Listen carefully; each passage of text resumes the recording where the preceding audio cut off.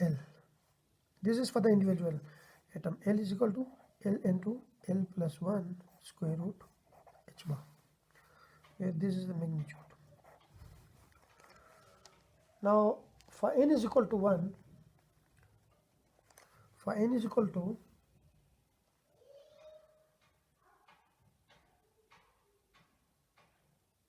for n is equal to 1, we have L is equal to 0, so L, this magnitude of angular momentum, will be equal to 0, because if I put 0 here, then we have 0 here. For n is equal to 2, then we have L is equal to 0 or 1. So for 0 we have this L, which is a value 0, while for L is equal to 1 we have L is equal to 1 into 1 plus 1 square root into h bar, which is square root 2 h bar. This is the value of angular momentum. Now the total angular momentum, which I represent by L, which is equal to the vector sum of individual angular momentum, L1 plus L2 plus L3 plus up to so on.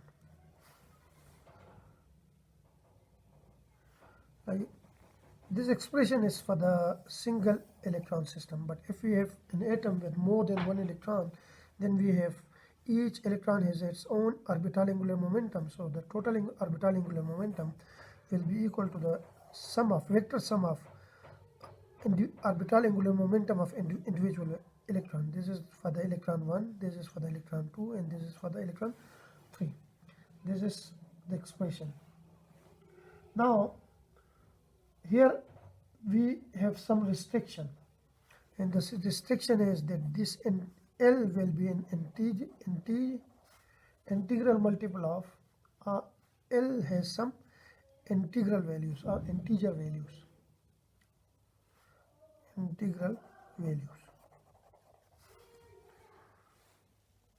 For example, for the case of two electrons, one of which has, let's suppose I say that one of which has L1 is equal to 2 and the other one has L2 is equal to 1. Then we have two possibilities now, and the two possibilities are that we have a system with two electrons such that one electron has angular momentum L1, which I call 2, and the other electron has an angular momentum L2, which I call it 1. Then there are two possibilities now. L will be the total angular momentum, L will be is equal to L1 plus L2. So from this I got 2 plus 1, which is equal to 3. And the other possibility is L is equal to L1 minus L2. So we have 2 minus 1 is equal to 1. So we have these two values. One is 3, the other one is 1. So there is one thing missing, one value is missing, which is 2. So from where this 2 comes from? Like if we have two electron system, what is L1 is equal to 2, and if they are parallel, then we have L2 is equal to 1. So L is equal to 3. This is 3. This is coming from this expression, like by adding these two vectors. Now we have this one.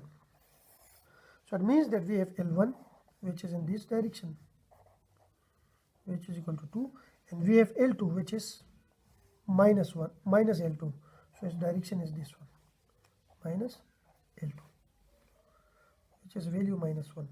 So which is value minus 1, yes, minus is here. So we have L, which is given by this one, L is equal to 1. Now there is another value which is 2. So it means that if this is L2,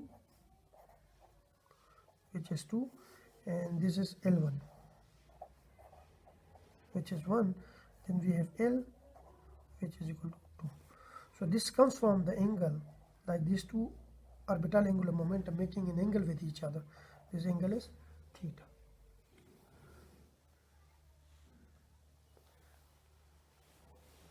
Now, as I already mentioned above, that the total angular momentum is the vector sum of individual angular momentum, like L1 plus L2 plus up to so on. So this total angular momentum can also be written in vector form is a wave mechanical form is L into L plus 1 h bar. Like if L is equal to 2, then if L is equal to 2, then we have L, magnitude of L will be 2 into 2 plus 1 square root h bar, which is equal to